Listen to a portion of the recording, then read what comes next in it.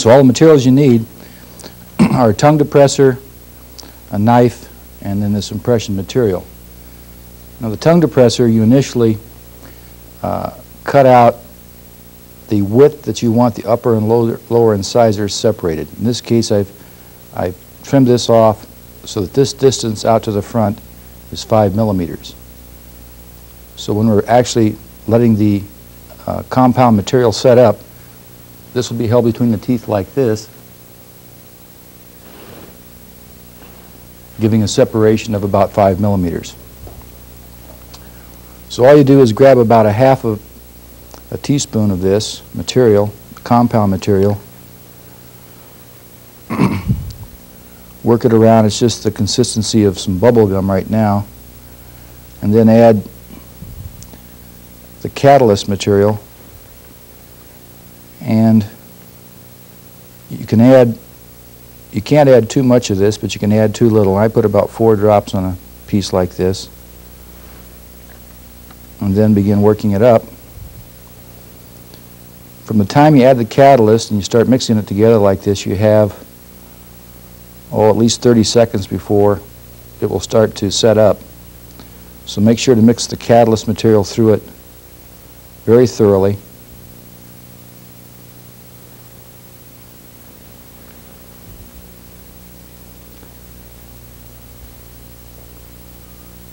Like this. And then you form it into a cube, roughly, before you put it in the subject's mouth. We're going to move to the mouth here shortly.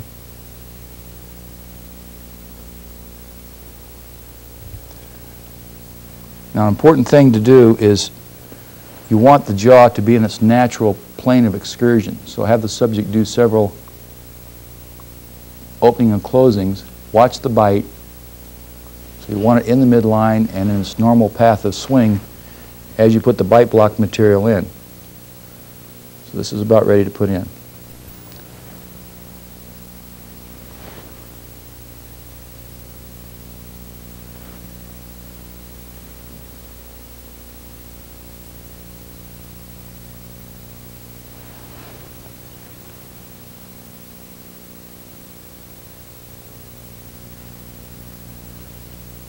This will take about 30 seconds to harden up in my mouth. So I will now sing the Wisconsin fight song. But notice how well I can talk even with this stick in my mouth and this piece of bite block material. That's probably time for it to set up.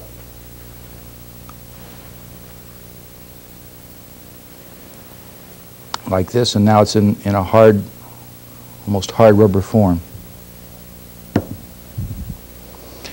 If you like, then once it's set up, you can trim off some of the excess material, because in the end all you want is a piece to fill on both sides for the bite. So anything around the sides is really excess.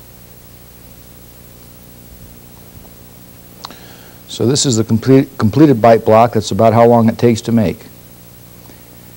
If this material is not available, or you don't have reason to have this kind of precision between the upper and lower incisors, a given distance, something as common as an eraser can be used.